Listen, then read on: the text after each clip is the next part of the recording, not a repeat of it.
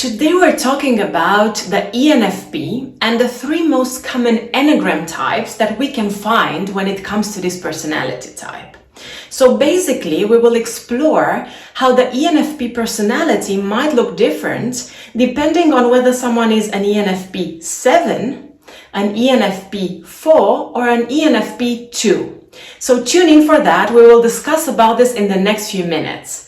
If you haven't already, please don't forget to like and subscribe, and let's dive in.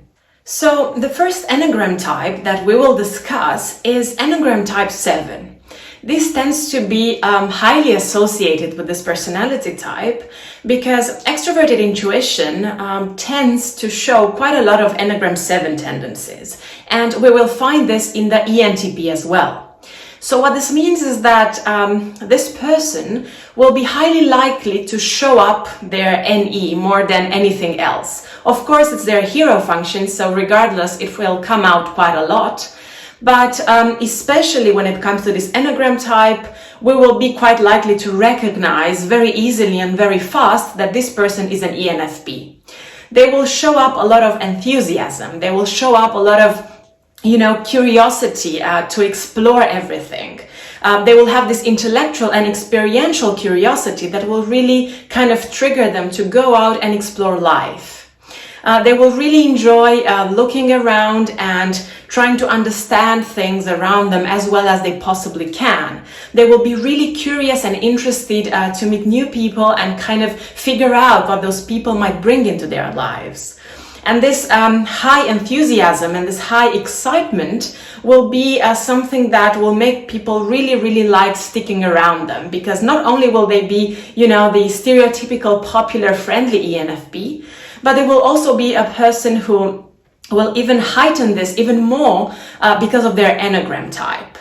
So, as I said, it will be probably the easiest to identify this person as an ENFP because of the more stereotypical combination of the Enneagram type, which highly resembles NE traits. Of course, anyone can have an Enneagram 7 regardless of their MBTI type, but it tends to be very common among high NE users as well as high SE users.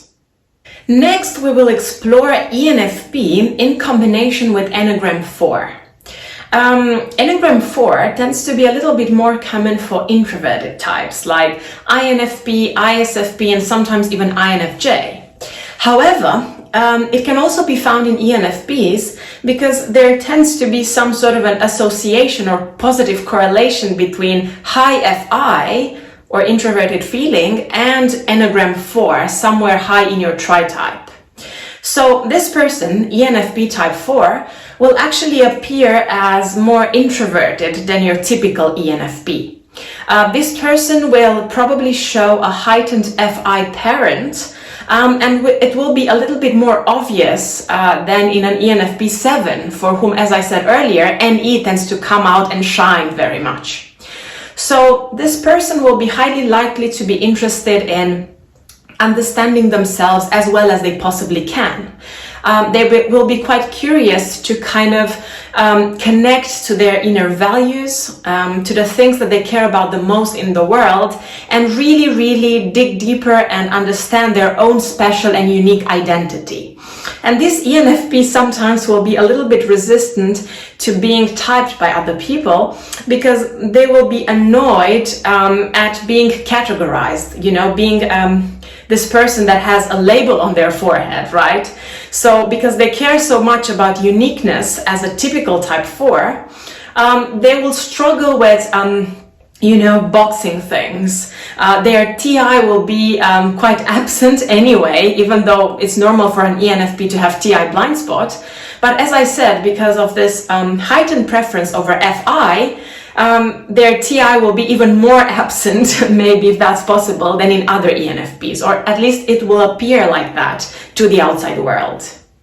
And lastly, we will be talking about ENFP in combination with Enneagram 2.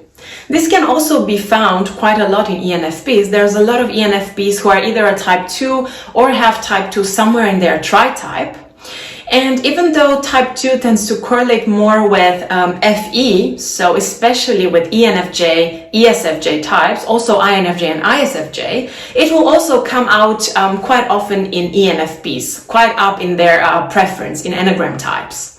So this person will appear as more extroverted as well, definitely more extroverted than an ENFP type 4, and they will usually be the kind of person that could be mistyped as an FJ type, because it might look like to the outside world that their FE is more obvious. Sometimes they might mistype as ENFJs or ESFJs. Also, this personality type, this person will be really interested in, relating to other people, connecting to other people, putting other people's needs first, and understanding what is really there and what is really important for the people that they care about the most in the world. They will be the kind of person who will spend a lot of time thinking about what they could do to help others, what they could do to improve the lives of other people. And in a way, it might look like their FE critic is even clearer, because they will be very upset when other people will come across as unkind or hypocritical with the way they treat other people, and they will call out that kind of behavior. They will be really upset about it. Again, the feeling function will be quite pronounced in this kind of ENFP. I might have a different perspective here and say that maybe their FI and TE will be working so nicely together that it might look like to the outside world that in a way they're mimicking the usage of FE, bringing together parts of FI and TE in order to make their FE shine even more. So yeah, we've basically explored some of the 3 most common Enneagram types for the ENFP personality.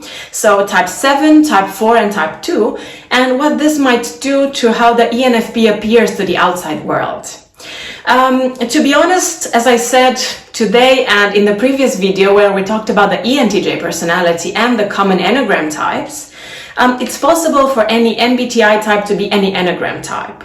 However, some types are extremely correlated, like type 7 ENFP is very common, but on the other hand, let's say that a type 1 ENFP is not so common, and this happens for all types. Some Enneagram types will come out much more often, and that's because they will share a lot of things, so it will be kind of natural for that to happen.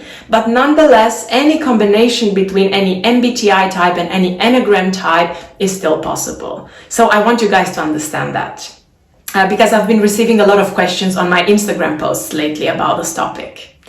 So thank you guys, thank you a lot for watching this video. Stay tuned for the next week video about another type and another Enneagram combination, and please don't forget to like and subscribe.